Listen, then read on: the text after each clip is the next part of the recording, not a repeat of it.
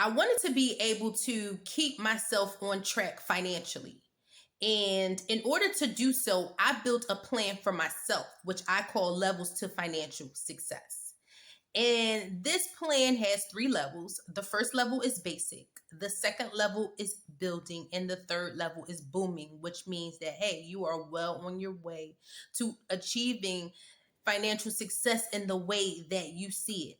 For me, financial success for me just basically means similar to how I define financial independence, which is I need no income from outside sources in order to sustain my everyday basic regular life. And that's how I define it. Again, I need no income from outside sources,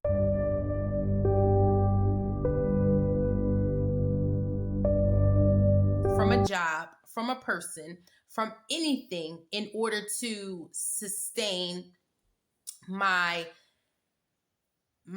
standard of living. And because I wanted to be on track to achieve that goal for myself, I built these levels to say, hey, self, this is where you are. This is how you're trending toward that financial success or financial independence that you so seek. And so today I want to just basically talk about that first level, because there are so many of us who have not even accomplished that basic level, that level one, that starter phase, so I call it, right? And so that's what I want to focus on today in this video: maintaining or succeeding or being proficient or conquering level one of levels to financial success. We got to get through level one.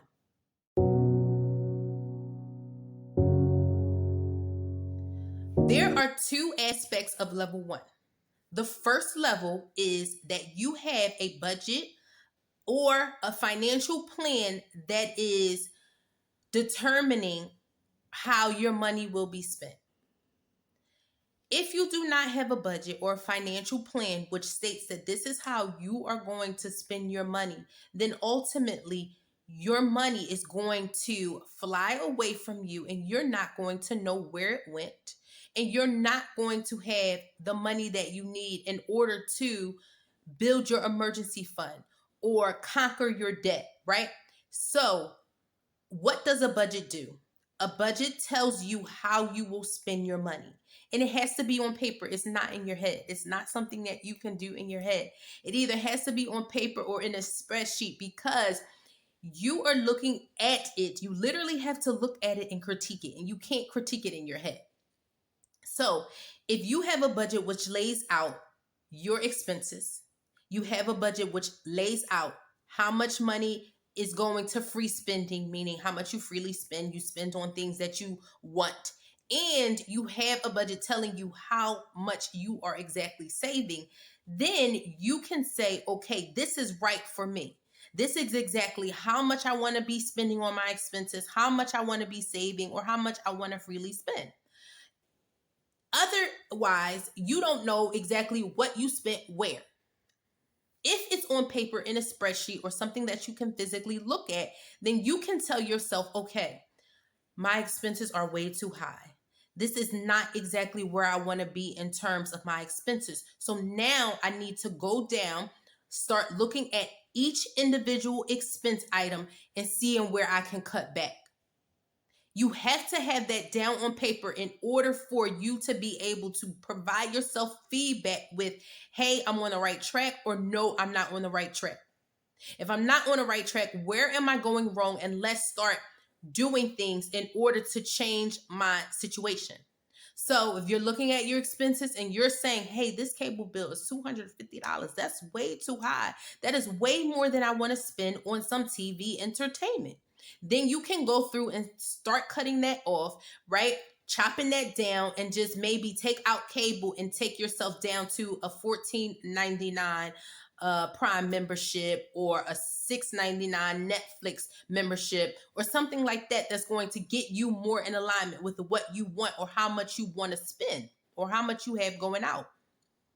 You may say, and this is what I've done recently, going through my expenses and knowing my water bill is just going, it's out of pocket. It's out of control right now. So I'm going around the house and making changes. I am literally telling my kids, hey, this is how much how long your shower time is. I'm also clocking my own.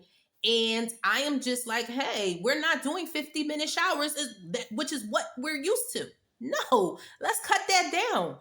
And this is how you can tell again where your money is going, how much you are willing to spend in that area, and where you actually need to start cutting back. Okay, and if you're also looking at your budget and you're saying, hey, oh my goodness, my savings is literally only 1% of my income, and that's not where I want it to be, then that's where you go and you make a change. You start taking from your expenses, you're cutting back from your expenses, which should be no more than 50% of your income, by the way. So you start cutting back in that area in order to take that money and put it into savings. So now that $250 cable bill that you cut back by $200, you're taking that $200 and you're pushing that over to the savings aspect. But you would not be able to do that if your budget is in the air, if it's in your mind, if it's not written down, if it's not in a concrete physical place. Or you may look at your free spending, your everyday spending habits, and you might be like, what? I'm spending 40% of my income on Wawa and Dunkin' Donuts and all the other things, going to the vending machine. And you might say, that is too much. That's not what I want to do. And then you may put yourself on a stricter free spending amount, and then take that additional amount that you're saving and put it over to your savings. So it's all up to you how you do it. Listen, we always say personal finance is definitely personal, but you have to know, look at a physical copy of your budget or your spending plan to say, I'm on the right track to meet my goals, or I'm not on the right track to meet my goals. And if I'm not, what am I actually going to do about it? And your budget will also help you with the second aspect of level 1, which is making sure that your income covers your expenses.